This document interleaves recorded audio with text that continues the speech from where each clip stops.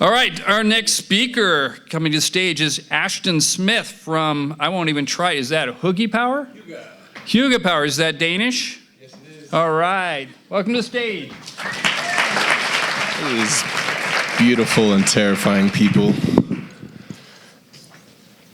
Whoa. Let's start at the start, eh? Power. Taking control means more than flicking a switch and paying a bill. In today's complex power environment, we need special tools and insights to manage and understand our power generation, distribution, and consumption.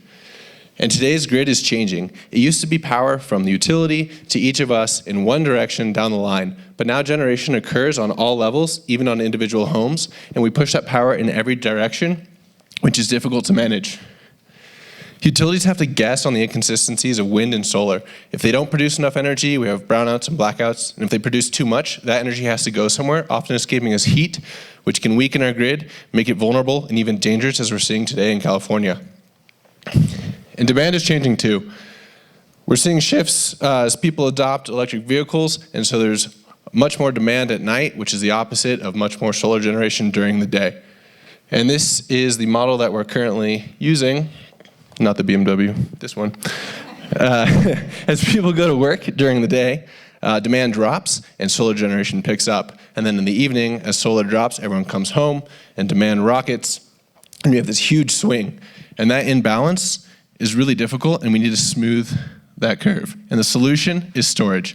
If we can capture over generation during the day, we can store it, and then we can use it later when we need it at night, which makes our grid more predictable, resilient, and reliable.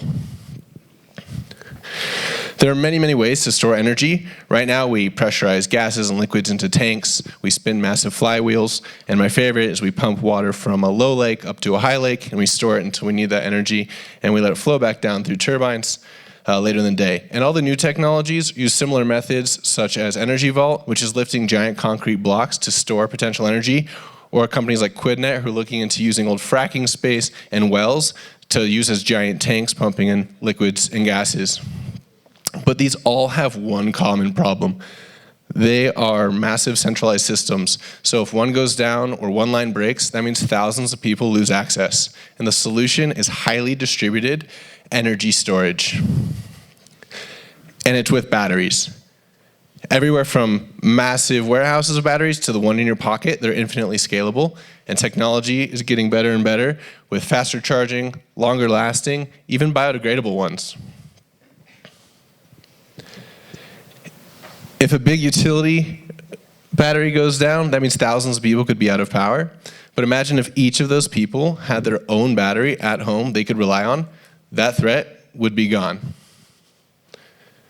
So we need to start writing the framework now for all these new batteries to come in, which means creating relationships between all of us, between utilities, between smart devices, and creating a network for our grid to work as an ecosystem.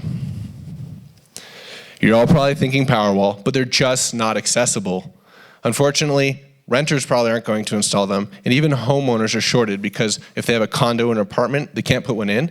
Not to mention, most of us don't have $20,000 for a complete system. But imagine a battery a 30th of the size of a Powerwall, and 300 times as many people could afford them. Not to mention, you could just plug them in or unplug them and take them with you. That means 10 times the total storage power potential of Powerwalls. Utilities are trying to do things like time-of-use programs. We're putting controllers on things like AC, but people hate having control taken away from them. What if instead we could work together to store greener, cleaner energy and use it when we want and how we want it? Utilities need to lead the way to making intelligent energy storage accessible. We can all work together as a community to make our grid stable, efficient, and put power into the hands of all of us. This works in other industries. Take recycling. Not everyone here is a fan, but recycling. The utility had to distribute individual recycling bins to every single customer where they could then see the benefits, see their impact, and how much they save. If utilities in power could do the same thing, it will work. And they have benefits. They have insights, smoother demand curves, instant outage reporting, and much, much better customer engagement. And for those customers, there's benefits too. They'll have access and insights. They can opt for greener generation. They can reduce their costs and their consumption. They'll have uninterrupted backup power, outage guidance, warmth, security, and comfort. And all these systems must work together to make the old systems obsolete. We must start today to make our grid greener, more intelligent, and safer for all of us. Thank you.